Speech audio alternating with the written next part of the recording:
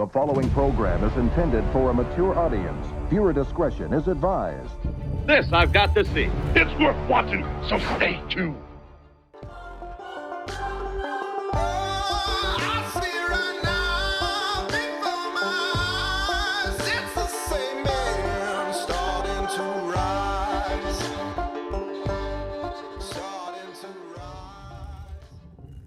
Oh yeah, Tuesday, February 16, 2021. Steve's here, Kyle's beard is here, Bradbury's words are here. No, it's Zig Ziglar's words. Belfry's here. Good to see you, man. Patrick, Richard, Todd, Rob, Pietrowski, Roger. Roger is here. Yeah, I love you guys. Good to see you.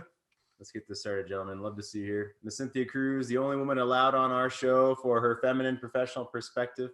Thanks for being here, Cynthia. Good to be here. That's it. Welcome to the show, gentlemen. You're here because you believe what we believe. You want to feel fucking powerful in your own life and powerful in your relationship as well. You want to know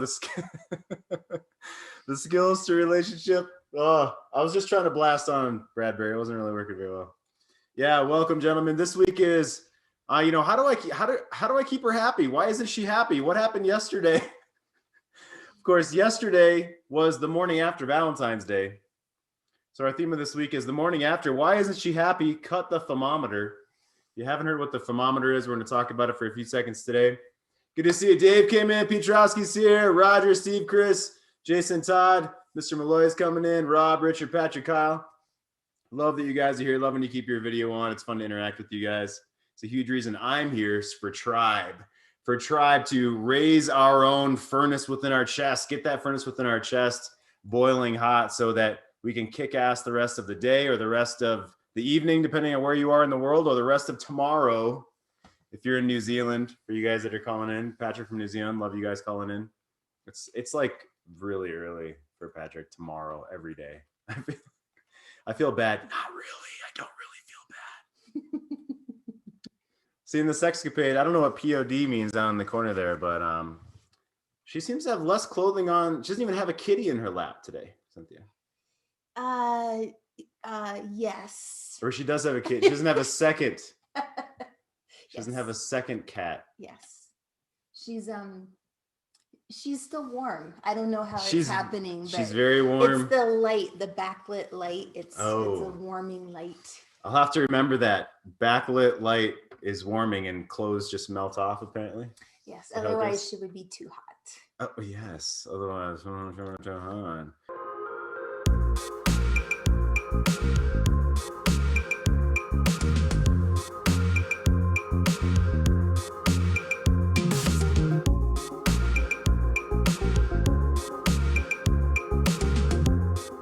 Say her name. Say her name's gonna be a Cynthia Sexcapade spot today. We've got 2 posts from the forum, and let's see. I want to start with a spot from Alabaster Girl that Jason has underneath his bed. Either that or there's a poster on the ceiling. I forget which one. Both, and backlit lighting. Right by the mirror on the ceiling. Yeah. Yeah, exactly. Pasted up by the mirror on the ceiling.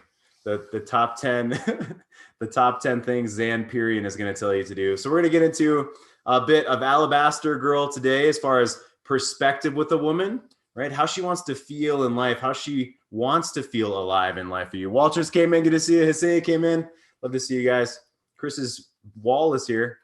Oh, there he is. Yeah, buddy. So we're going to get into that today. We're also going to get into our Staircase of Courage question. So let's do that first. I like to do that first. Let's jump into our Staircase of Courage question today. So if you're not doing rocket science right now and you're not driving, answer the Staircase of Courage question today. Punch this into the chat. I've got 2 questions that are related. Number 1 is, which daily routine empowers you the most? So when you're doing your daily routine, which one empowers you the most? For me, it's certainly not jumping on my cell phone right away and pulling out my gratitude journal. I'm using the Oak journal. Right, my daily gratitudes and what my vision is for today, which basically means what do I want to lean into today? So that's the most empowering for me. I want you to answer that for yourself. What's the most empowering morning routine or morning ritual that you do that fuels you, that you don't want to miss every single day, that you do the most often? And the second part is which daily routine, which morning routine requires the most willpower for you, or often slips, or you might let slip? So I'd say for me, in the Oak Journal, it wants you to do 10 minutes of writing, 10 minutes of meditation, and 10 minutes of exercise, I believe it is. Writing, exercise, breathing exercise. And so for me, getting 10 full minutes of writing in the morning is difficult for me. It takes the most willpower for me to free write in the morning. I do a lot of other creative stuff. That's my excuse, I suppose you could say. And I want to get into reading my book, reading the next book. Oh yeah, it's reading, writing, and then meditation. That's the 10-10-10 in the Oak Journal. So I'm curious for you. So for you, what do you love to do in the morning? What empowers you the most, or your daily routine? And what's the most difficult for you? Punch that into the chat. Let's go ahead and get into some Zan Purian. I've got a quote, or I've got a video from the YouTube channel called Like Stories of Old. I shared a part of this yesterday in one of our relaunch groups, and I want to share 2.5 minutes here today with you guys.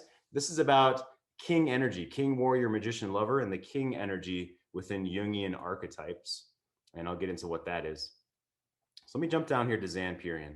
All right, Alabaster Girl. So Zan says, my interaction with women is all intrigue and mystery, conspiracy, unknowing and constant communication, a steady hum. No one else even notices. They have no clue what's going on, but she does. Oh yes, she does. She notices and understands every little unspoken word I say, every seemingly casual gesture. She sees it all and she knows the meaning of it all. Even when I'm seemingly addressing the others, she knows that everything I say is really directed to her. I'm offering myself to her as a lover, sub rosa, if she desires, and no one else ever needs to know. It is ours alone, our secret garden. The others, blithely ignorant of our little sub-communication, our conspiracy, but it's there all right, as clear as ringing bells. It is letting her know, I see you, yes. I desire you, yes. I know you, yes. And you know I know. Let me pause right there. So Cynthia, what would you say about the communication of everything is for her? Yes, it's all a little cloak and dagger. Yes, it's a little all sub-communication. It's a little roundabout, I guess we could say. Or it's the secret code between her and I. We'll get into what the hell does that actually mean as a guy.